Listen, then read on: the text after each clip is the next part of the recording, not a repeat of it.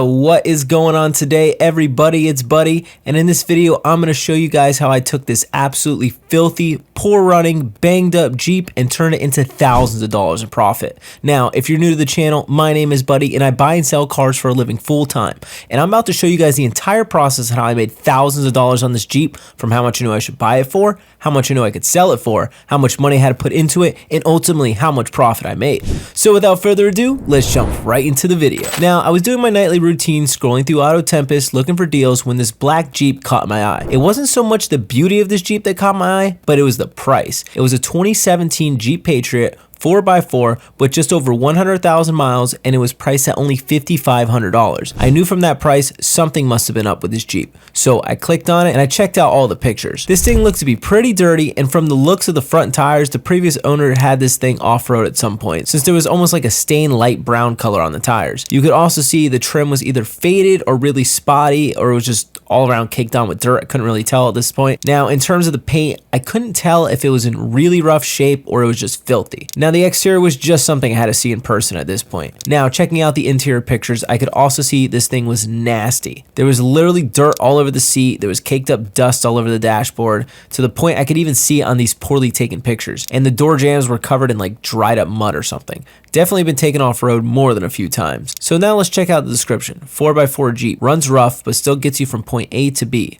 Wheel noise, believe it's suspension related but not sure. Don't have time to fix it, so priced accordingly. So let's break down this description a little bit. 4x4 Jeep is a big selling point, so let's be honest, why would you buy a two-wheel drive Jeep? That's just silly. Big selling point here. Now, runs rough, will still get you from point A to point B, tells me nothing at all besides it has some mechanical issues. I can drive a rough riding car from point A to B with major engine knocking, completely blown head gasket, so that really doesn't tell me anything. It's just that there's something obviously mechanically wrong with this Jeep that can't be hidden. The seller claims to be a suspension issue causing the problem, but I'd have to see for myself, of course. Now, the last thing on the description is don't have time to fix, price accordingly. That is a huge plus. So in short, they're essentially saying they have more money than they have time, and they are done looking at this thing. They want it off their driveway. So the next thing I need to do was check out how much this thing would sell for fixed up. I put all the information here on Autotempest.com for some comparisons to see what they are selling for. I also cross-reference it with a quick search here from kellybluebook.com. The book value was way up at about $9,500, and that was also pretty consistent with what I was seeing here on Autotempest. So right there, I'm already seeing a $4,000 potential profit margin, which is massive. If I want to make a quick sale, let's say $8,500, and that's still a healthy $3,000 profit margin, obviously before parts and labor, but that's also at the asking price of $5,500. So the next thing to do was just message the seller and see if I could see this thing in person. I shot him a message asking if it's still available, and he responded, yes, but may have someone coming tomorrow morning to look at it. Now at this point at 6 p.m., I really did not feel like leaving my house this late, but one thing you got to keep in mind is deals like this do not last long. It's newly listed, and if I wait till tomorrow, then it could be gone in the morning. So I didn't waste any time. I didn't ask about the price. I didn't ask about anything with the Jeep. I strictly got the seller's info and address, and I set out to see this thing in person to see if we could make a deal. Now, while we're on the way to the seller's house, I want to touch on a few things. The first thing is, if you want to find deals, you should be scrolling through listings more often than you scroll on TikTok or Instagram. Make it a habit to open your phone periodically and just check out what's new out there. Don't be wasting your time looking at pointless 13-second videos of random things here on Facebook, because you're going to miss out on some really good steals. Also, when you do find potential deals like this Jeep, you need to act fast. Good deals do not last long on Marketplace, like at all. The moment someone like me comes across something too good to be true, I'm putting my shoes on and I'm going to see the thing in person, and I'm bringing cash with me. Don't wait until later in the day or in the morning, because best believe a seller is not going to hold out for you. When someone comes with cash, they're going to take it, and they're not going to put it on hold for you. And as someone who sells on Marketplace, I absolutely do not hold anything. It's always first come, first serve. Now, another thing I want to talk about is a website earlier that I mentioned called Autotempest.com. They actually integrated their website into an app, which makes looking for deals even easier. So here's how I personally use the app to find deals here on Facebook Marketplace. Now, with Autotempest's new app, I can quickly search any make or model vehicle and get the results from all major car sites like Cars.com, TrueCar, Carvana, and more. So let me show you here. For example, in the app, I'll search Jeep for the make and Patriot for the model.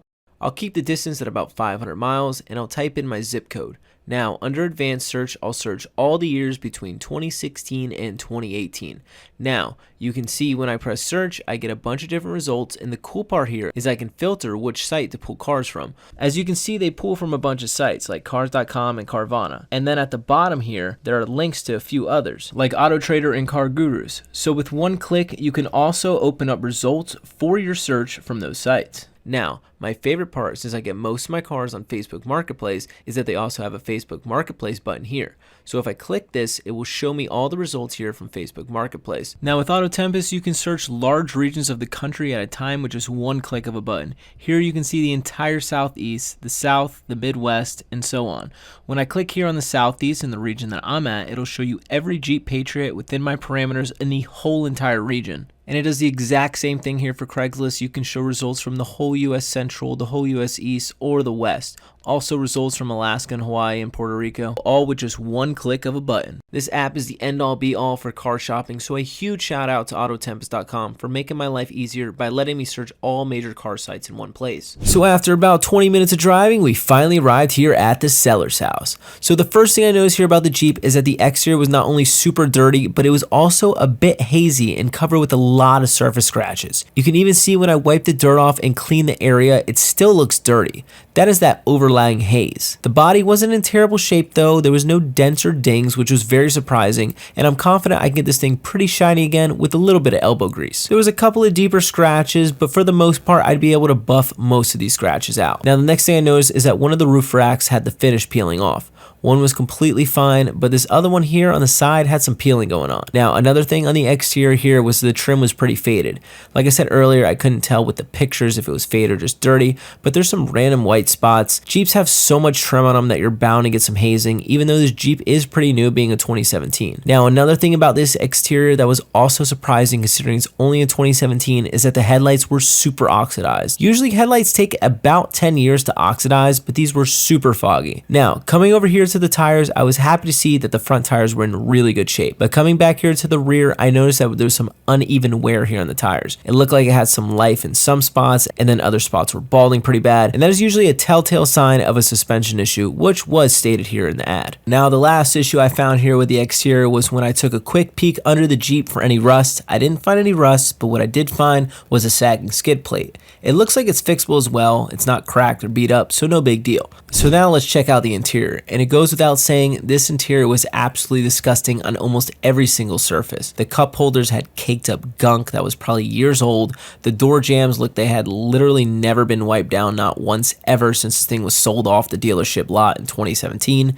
You can also see here the amount of dust that was collected here on the steering column. This thing is probably not been wiped down in literally years. Now, taking a peek here in the trunk, there was a crazy amount of animal hair in this carpeted cover, and when I lifted up the cover, I found some hay and casing from a rifle bullet. Also, after exploring a little bit, I found a bottle of deer urine. Hunters use this stuff to attract deer, so that explains the rifle casing. I'm not sure if there was a deer stuffed back here at one point or if this is dog hair, but man, this thing sure is nasty and stinks real bad. Now, besides this thing being filthy, there was no rips or tears in the seats. There was no cracked plastics on the dash, missing buttons, or anything like that. The only thing wrong that I noticed besides this thing being filthy is that the dome light was gone. No clue how a dome light goes missing, but finding one and replacing it shouldn't be too big of an issue. Now, since I'm done inspecting the interior and the exterior, it's time to see what's wrong with this thing mechanically. So I put the key in the ignition. It started up beautifully, but the first thing I noticed at a check engine light popped right on. I knew exactly what it was as well because I felt the car vibrating just like a misfire. So this is what it sounds like when a car or truck has a clear misfire. So I plugged in my scanner in the OBD port to read if there was any other codes besides the misfire. There was some misfire codes as expected, but there was also an air fuel ratio imbalance code, which could be caused by a misfire. So I'm like 90% sure with the tune-up with new coils and plugs, it'll fix all the codes here on this Jeep. I also took it for a test drive around the neighborhood to see if I can find any more issues, and I noticed it did have a slight humming noise coming from the back of the Jeep.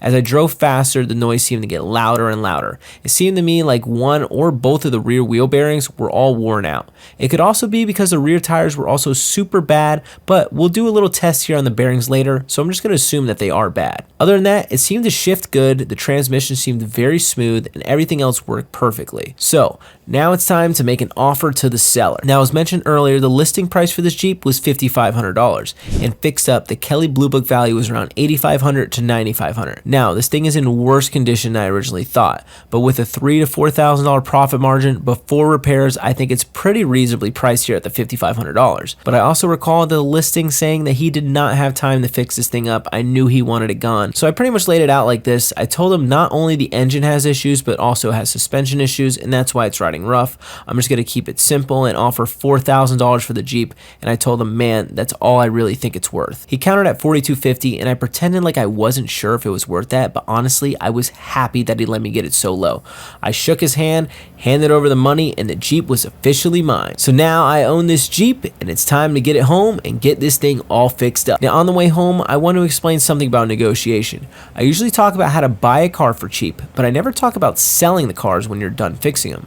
When someone like me comes around to buy a car, I always have a number in mind of what I'm going to pay. So for example, this Jeep, I was fully prepared to spend up to $5,000 after seeing it and giving it a full inspection, but I tried my luck with a $4,000 lowball and got it for $4,250. Now, if this seller would have played hardball, I would have gave him more money for it. Don't be afraid to lowball when you're buying, and also, just as importantly, do not be afraid to stand firm with your selling price when you're selling. I have a lot of really good negotiation tips and scenarios for buying and selling in my other car flipping videos, so go check those out if you haven't already. Now, after about 20 minutes of driving, we're back at the house. It's time to get this thing all fixed up and ready for its new home.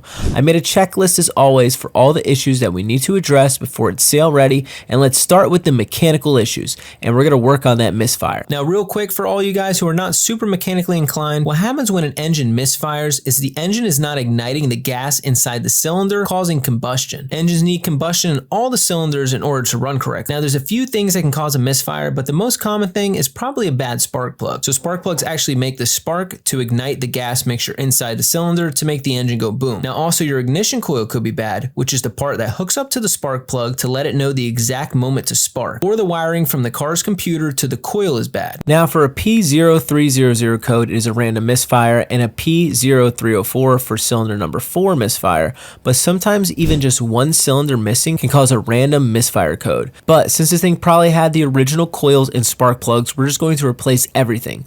We're going to start here by taking off the engine cover, and that exposes the ignition coils that we're going to be removing first.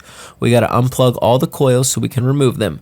Now, after we got the nuts off, we can pull each coil off, and after the coils are out, it gives us access to stick our spark plug socket down here and crack all the spark plugs loose. Then I took my magnet and I pulled all the spark plugs out, and you can see these old spark plugs have seen better days. So now we're going to drop the new spark plugs in, and then we're going to tighten them all down nice and snug, and then we're going to pop in our new ignition coils and shove them in the holes, and last but not least, we're going to retighten the coils down and plug everything back in. Now, when I hop back in the Jeep and turn it on, we officially have no more check engine light, and we can go ahead and we can cross that off the list and move on to the next mechanical issue, and that was that loud road noise. Now, as I said earlier, I suspected that the bearing could be shot out in the back of the Jeep. So a way to check if the bearing is the thing that's causing the issue is to jack up the back of the vehicle and get the back wheels lifted off the ground. Now, with the back wheels off the ground, you can grab the wheel at the 12 o'clock position and the 6 o'clock position, give it a good wiggle, and see if there's any play. If there is, then it's most definitely a bad wheel bearing. And you can see here there's a little bit of play when I'm wiggling this back wheel, and it was actually the same here on the other side as well. Now, another thing you can do, you can give the wheel a good spin and listen if it sounds rough when it spins. Now, if you ignore that high-pitched scraping noise,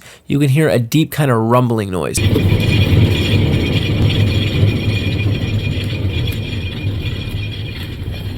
That is the bearing that's gone bad. So it's time to swap both of these rear wheel bearings out. So the first thing I had to do was take off the lug nuts so we can pull the wheel completely off.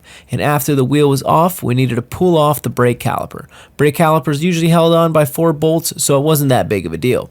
You can see my friend here pulling off the brake caliper while I pull off the cotter pin that holds on the axle nut. Now, with that removed, we're able to pull off the axle nut, and the axle nut essentially holds on the whole wheel and hub assembly so your tires will go flying off the road. Then once we got that removed, it was time to pull the brake rotor off. This one was stuck on there pretty good, so we gave it a few smacks here with the hammer and we were able to pop it right off. Then there's 4 bolts in the back that hold the hub in place. We popped those out and then we attached a slide hammer here to the hub and we started working it out. After some smacks, we got the hub removed from the axle, and now it's time to get this old hub bearing assembly off. Now, these are not bolted on, but they can pretty much weld themselves onto the metal. Essentially what happens is that the bearing gets so beat up, it creates a lot of heat when you're driving and it almost welds the metal together. So we beat the bearing like it owed us money, and with a few more smacks, we finally got it completely popped off. Now, you can see the difference between the old and the new one. These old ones were crunchy and it was causing all that nasty suspension noise, so we slapped the new hub in and then we just did everything backwards that we did to remove it,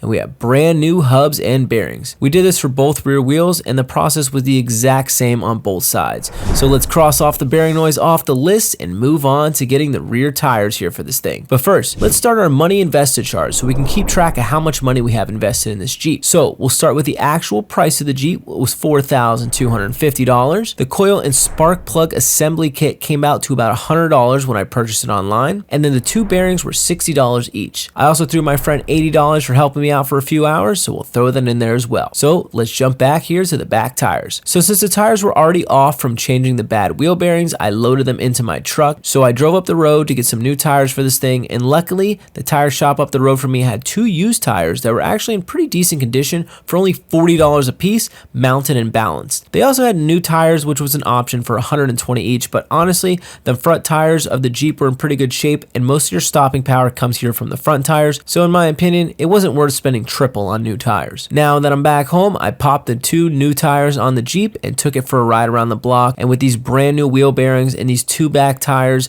this thing rode so smooth. The engine ran strong with the new coils and plugs, and it was a super smooth ride. And now with the tires crossed off the list, we are completely done with all the mechanical issues. We have a perfectly good running Jeep at this time, but now it's full of cosmetic issues. So let's start here with the interior and get this Jeep looking as nice as it drives. So the first thing here with the interior is to get that missing dome light found. I searched for new ones online, but they all came out to over $100. I searched for a used one on eBay, so I actually found one with the sunroof controllers on it for $58. It only took 2 or 3 days to come in and it had 2 wire connectors. One is for the lights and the other one is for the sunroof, of course. I hooked up the existing wiring that was hanging out of the hole. I plugged them in, and I was even stoked that the bulbs that came with this thing worked perfectly as well. So let's cross off the dome light and move on to the interior detail. And man, is this thing filthy. Not only is it filthy, but it smelled terrible too. This is the second dirtiest vehicle in my entire car flipping series, besides that Honda Civic from episode 9. It's probably worth taking a look. That Honda Civic was absolutely disgusting.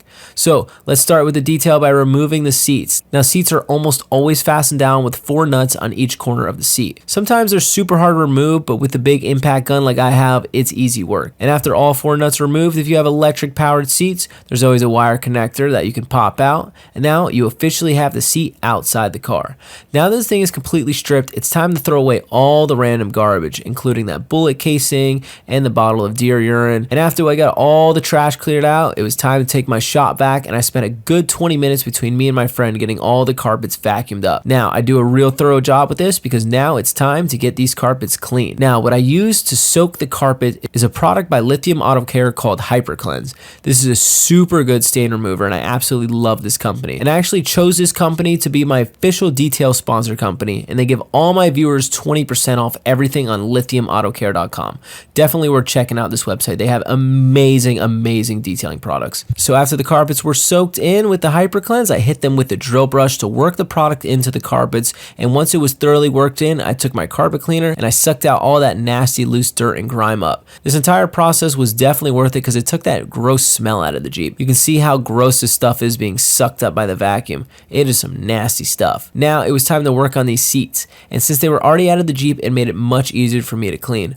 First, I took a vacuum to them because there was a lot of stuff in all the crevices. Then I soaked the seats in Hyper Cleanse and I worked in the product in all the little nooks and crannies in the leather, and then I took a bowl of hot water and a brush and just a nice wipe down with a microfiber cloth, and these leather seats were looking great again. Now that the seats and carpets are are done, it's time to detail all the plastics, starting with the dash and coming down here to the cup holders and everything. I started with the Hyper Cleanse again and let it soak for a little bit and used a detail brush to loosen all the nasty stuff like the dried up drinks or whatever was in the center container. And then I wiped it all out with a microfiber cloth, and now once the Jeep was completely clean and back together, I finished it off with a product also by Lithium called Inner Space. This stuff leaves a nice semi-gloss on all the plastics and it gives it that really fresh brand new car look. It doesn't overshine like a lot of other products I've used, and after everything was wiped down and looking brand new again, I got some Jeep branded floor mats and I slapped them in the Jeep, and all I gotta say is this interior came such a long way. It looks absolutely beautiful. Having a car detailed this nice is going to make it sell so much faster, and you can see the before and after.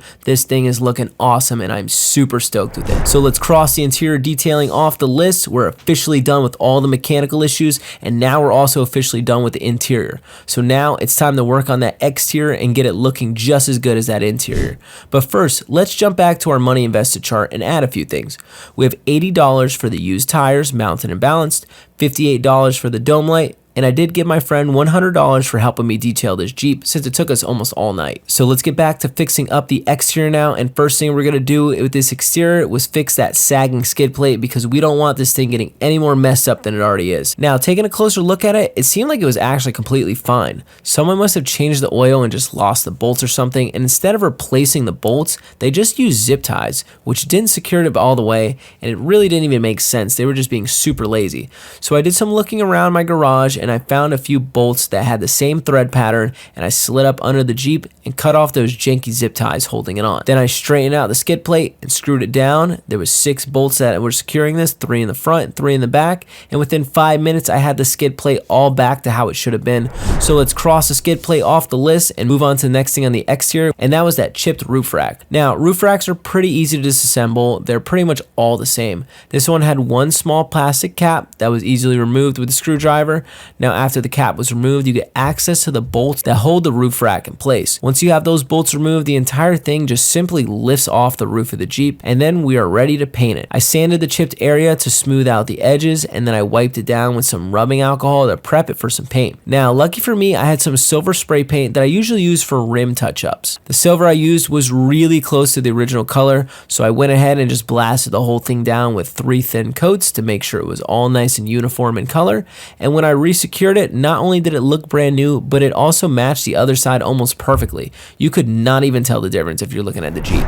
So we can go ahead and cross off the roof rack off the list and move on to the next thing, and that was to get these headlights restored. Now, this can be quite the process, but lucky for you guys, if you are subscribed to my channel, you're going to eventually watch my super detailed video on how to professionally restore your headlights. I made a complete, easy to follow video on the entire process I used to get the result like this. You can see these 2 headlights compared to each other. It's like a night and day difference, and it really makes this Jeep look newer and also a lot better looking, a lot better visibility on the road, and just all around a nice selling point here for this Jeep. I finished off the headlight restoration by using a product also by the company I talked about called Lithium Auto Care, and there was a ceramic coating called Ceram Slam. It is a super durable ceramic coating that will keep these headlights looking brand new and protected from the sun for a long time to come. Now that we got these headlights looking new and shiny, it's time to cross them off the list, and we can move on to getting the scratches out of this thing and make the paint look amazing again. Now we have to start by washing it. So this is probably overkill for most cars, as you can just run it through a car wash and it would be fine, but this thing had so much dried on mud, caked on dirt. The pollen was horrible. I mean, you can really see the paint, the wheel wells, and everything in this car was just super caked on. So what I did is I just got all the heavy crud off with a pressure washer. I wiped everything down super clean with some spray on car wash and a microfiber rag, and then it was time to buff the paint. I used a buffing pad drill attachment. Since I don't buff cars every day, it's more than good enough for the occasional car buff. Now here what I'm going to do is I'm going to buff half the hood just to show you guys what a good buff will do to car paint. Most importantly, you got to make sure the paint is completely clean before you do this, or you can make the paint even worse than it already was. Now after a few minutes, you can see the massive before and after difference. The unpolished side is hazy. It looks like it's still dirty even though it's perfectly clean, and the polished side reflects the lights beautifully and makes almost like a mirror-like shine. Now after a good bit of buffing and wiping and buffing and wiping, you can see here the finished results. Between buffing the Jeep and restoring the headlights, this thing is starting to look absolutely amazing. It's got a brand new look to it, and it's really really starting to come together. So let's cross off buffing off the list. We're getting really close to being done with this Jeep now. We have one more thing we got to do to finish this Jeep to make it completely come to life, and that was get this trim restored. Now the easiest way, and honestly the longest lasting way to get the trim looking brand new again, is a product from Lithium Auto Care, and they're called Trim Cubes. These things, what they do is they restore your trim super quick, and it will last longer than any other product money can buy on the market. I guarantee that because I've used them all. Essentially, all you do is just make sure the surface is clean, and then you just wipe it down here with the trim cube. It also works amazing to restore the look of your windshield wipers, your trim bumpers, and even all the rubber seals on your side windows. It makes everything black on the outside of your car come pretty much back to life and give it a brand new beautiful look. And again, it's 20% off everything on their website with promo code BuddiesDIY20. I'll leave all their information in the link below. Now, with all the trim and seals restored on the exterior of this car, it's looking absolutely gorgeous. The paint has a nice deep gloss black look to it. The trim is a nice even dark color. The scratches are all buffed out. The headlights look literally brand new. This thing is just an absolute pleasure to look at. It has came such a long way since I picked up this poor neglected Jeep. As you remember before, the paint was all nasty. It was dirty. It was scratched up, and now this thing is glistening. So now that we got the interior looking sexy, the mechanical issues all fixed up, and the exterior looking brand new, it's time to list this bad boy for sale and finally get our money back that we put into it. So what we got to do now is we got to take some good quality pictures of this thing, and we're going to get it on the market. So I took a bunch of pictures of it vertically. Now a tip, most people use their phone to shop for cars these days, and pictures look so much better on the ads vertical as opposed to horizontal. I decided to list it here at the Kelley Blue Book value of $9,500. Now that's quite a lot for a vehicle. Most people with $10,000 laying around, usually what they do is they just buy a new car with a decent down payment.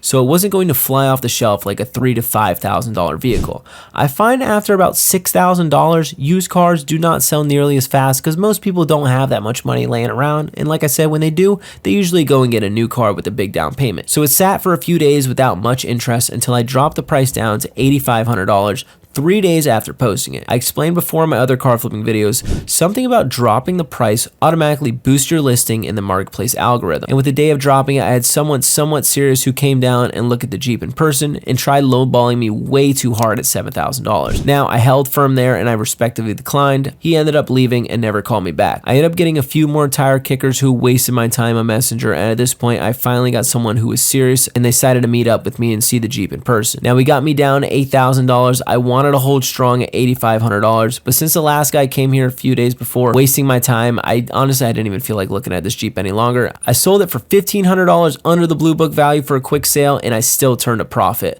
I was totally happy with it. Now it's time to jump back to the money invested chart and see the total amount of money we actually got invested into it.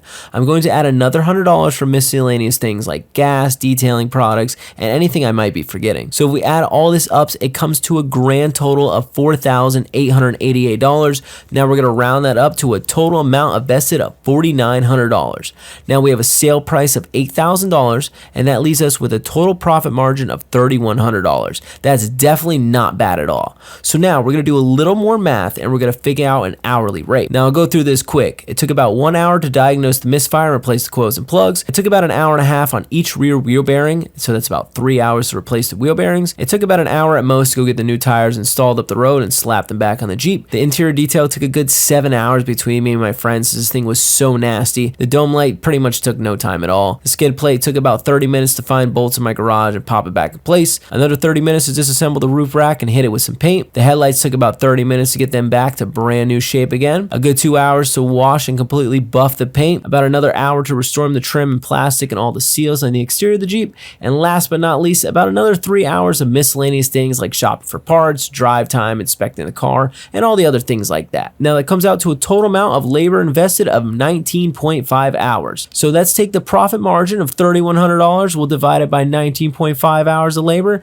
and that comes out to an hourly rate of $158 an hour. Seriously, not bad at all. Now, with YouTube pushing YouTube Shorts so hard, my videos do not get the views and love that they used to. There's no telling how many more episodes I will make since YouTube is pushing so hard in these YouTube Shorts and leaving long form videos like mine in the dust. So if you want to support the channel, I do have a Patreon you can be a part of that will help me fund this entire series so I can keep making these flip episodes for you guys. I record all my own content and do all my own repairs, video editing, and everything in between to make these videos possible. Don't Don't forget to like the video and comment so that YouTube can push my videos out harder for more people to enjoy. And another way to support the channel, a lot of you guys know I'm also a jeweler. I have a jewelry business full-time that you can follow me here on Facebook. I have better prices than any shop or jewelry store, guaranteed. All my jewelry is authentic, real solid gold, so you don't have to worry about any plated junk. And last but not least, a huge thank you to Autotempest.com for making videos like this possible. Be sure to check them out using the link in the description. I'll leave that here for you guys in the bottom.